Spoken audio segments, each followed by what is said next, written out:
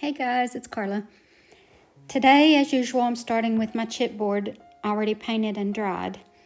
And the reason I use chipboard is because it's just it makes the perfect practice board because it's a smooth surface and it's much less expensive than canvas. So I'm starting with I watered this paint down a little bit, this white. I just picked up some water on my brush, but it's not real watered down. You want it to be fairly opaque. And I'm just using a flat synthetic brush. So in areas that I want it to be a little bit softer, then I added more water. So now I just want to start adding some color to it, and these colors are not, they don't have to be these colors, but these are just the ones that I chose for my background. So just whatever colors you like.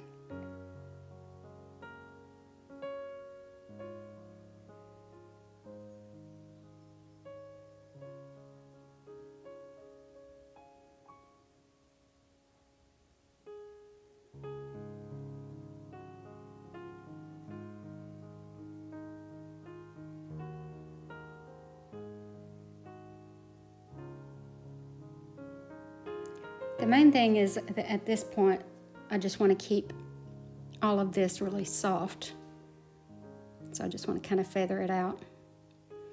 And now I'm going in with just plain black, which I know seems very bold and very scary, but I want it to be really dark back behind my flowers. So I'm starting with this black, and then I'll add other colors, but I want it to be solid in the middle and then kind of feathered out vertically on the ends.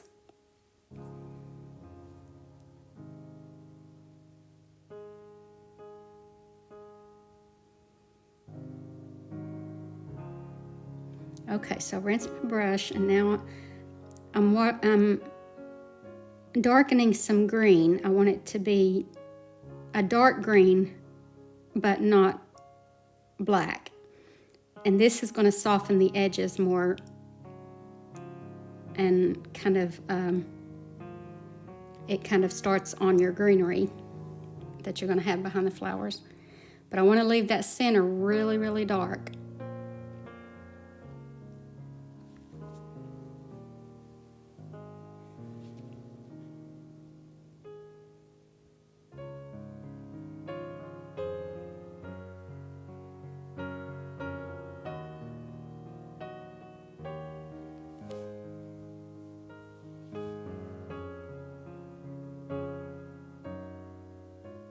All right, now I've switched to my small flat brush. And if you water down that green some, you can get this really soft green look. And I'm keeping this toward the bottom because I want to leave my brighter background at the top. All right, now I want to mix up a shade to start on my flowers. And I want these flowers to be white, but when you're painting white flowers, you can't just start with white. You have to start with some sort of color. So this is just a very muted kind of pink color. And I'm using the corner of my brush to indicate where my flowers are going to be. So the composition. So I want one main flower, that biggest one, and then a couple more going in different directions. So this flower is going to kind of point up toward the upper left corner. But I want to start on the edges and drag my brush inward so that I don't get a hard edge on, like a perfect circle or something along the edges. So I'm just dragging in from the outside. So that flower is going to point up toward the upper right corner. And then this one is one that you won't even be able to see the center of the flower, and it's going to be facing down toward the bottom right corner. And then I want to have a couple little buds here.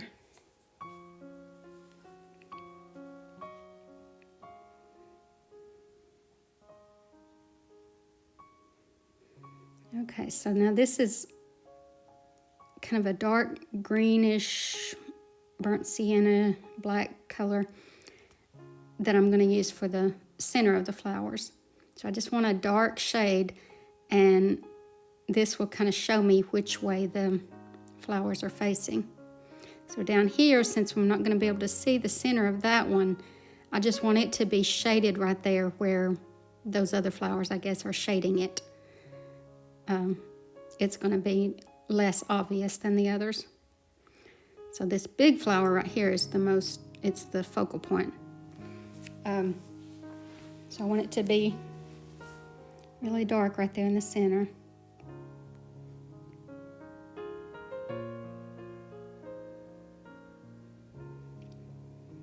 All right, so with a greenish shade, I'm going to start on some of my leaves and things, and these are very abstract. It's just greenery. Some of them might look like leaves, some of them might not. It's just greenery.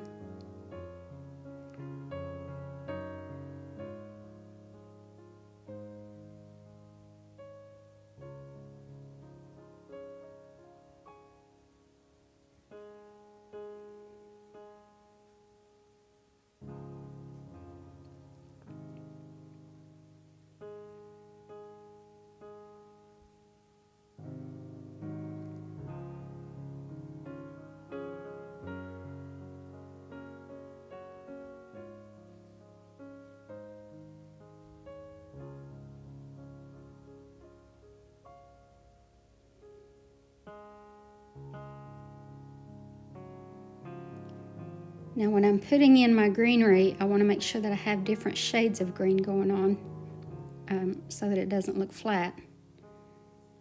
So I'll mix some yellow in with that.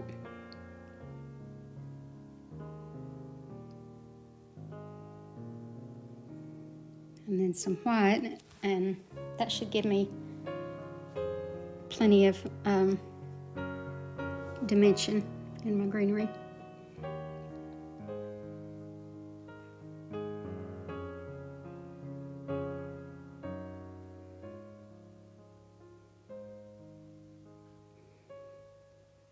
All right, now I'm going to start on my petals, and I don't want it to be solid white, so I mixed in a little bit of yellow, so it's very pale yellow. So I want to start forming some petals. And again, I'm dragging toward the center.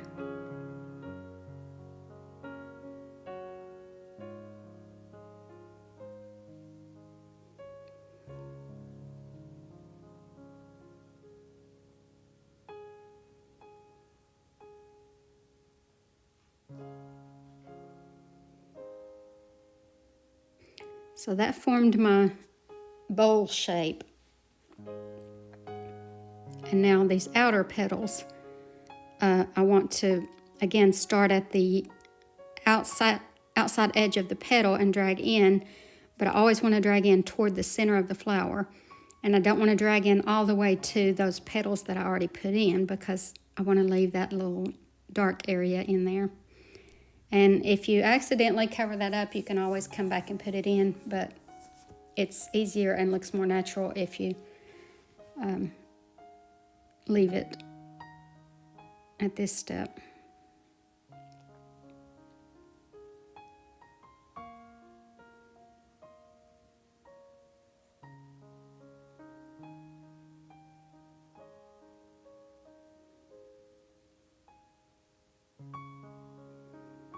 And you can form different layers of petals. You can get as detailed as you want with it.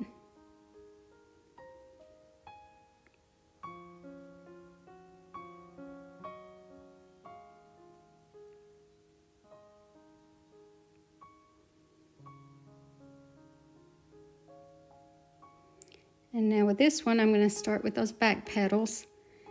Always go toward the center. And now these are the front petals.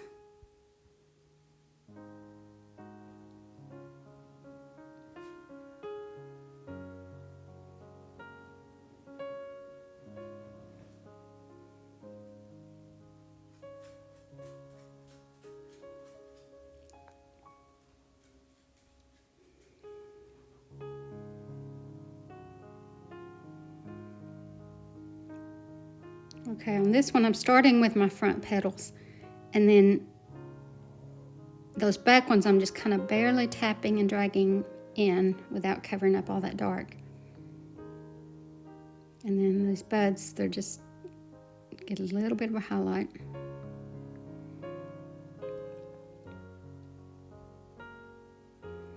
All right, now I'm going to tap in some center color. It's just the yellow and burnt sienna mixture.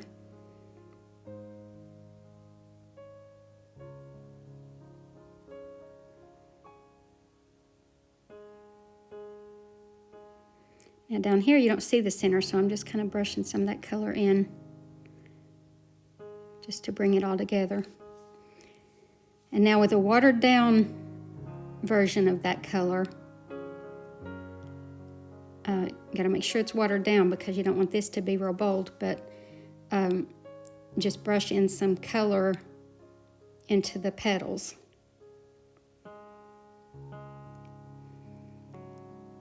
All right, now with just plain white,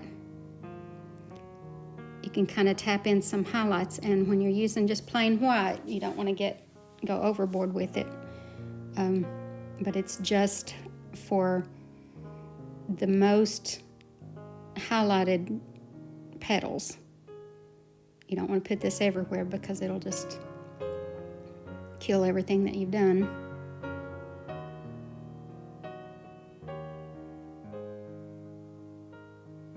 And since I want that biggest flower to be my focal point, then everything radiates out from that. So as it gets farther away from that flower, everything should get more less obvious, more kind of soft and maybe fuzzy where you can't really tell what's going on, just less obvious.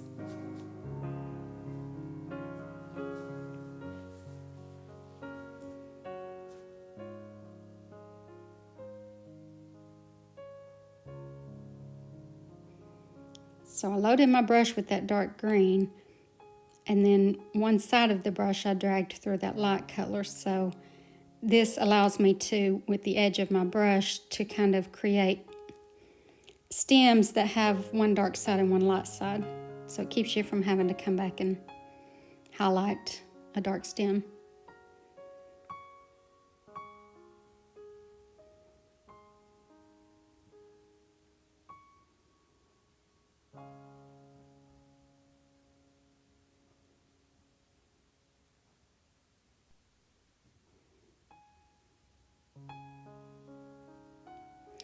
And just FYI, when you're darkening green, you can use black, of course, but violet also makes a really pretty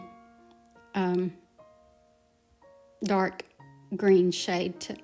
Like if you add violet to green, it makes a pretty dark shade.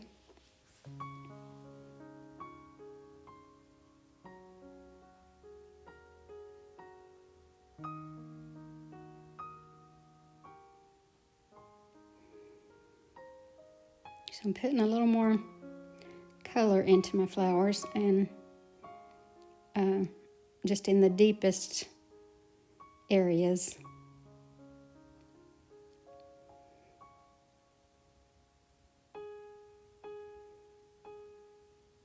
Now this is watered down, and I want to offload the brush. It's very watered down, but it'll just give you another shade of color into your flower, because when you're painting a white flower, you just got to be really careful to not have it just a big white blob. So you've got to have some other colors in there.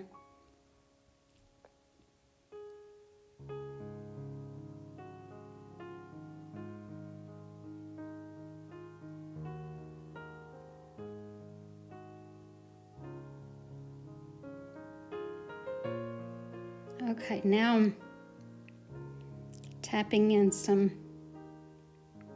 highlights into my center.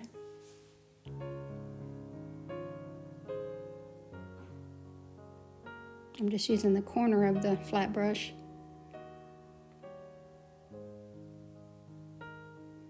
And then I just want to kind of blend that out a little bit so that it's a little bit softer. I'm just using a damp brush for this. Okay, now with watered down white, let me show you close up. These are ghost edges.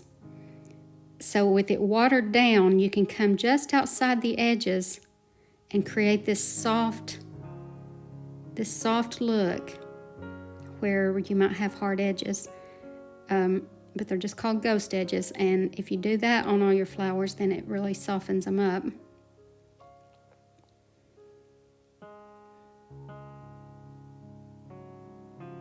Again, dragging in from the outside, dragging in toward the center of the flower.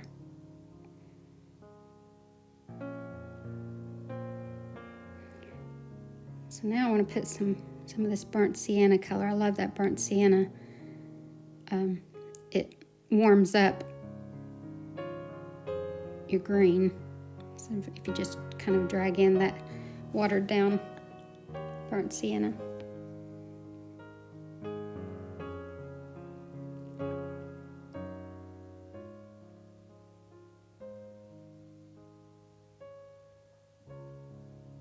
Tapping a little bit of it into the center.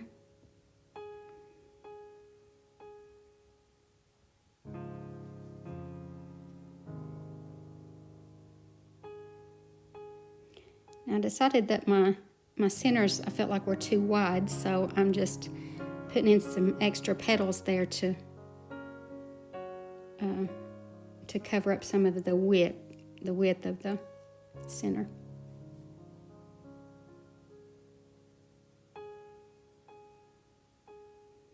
And that does it, guys.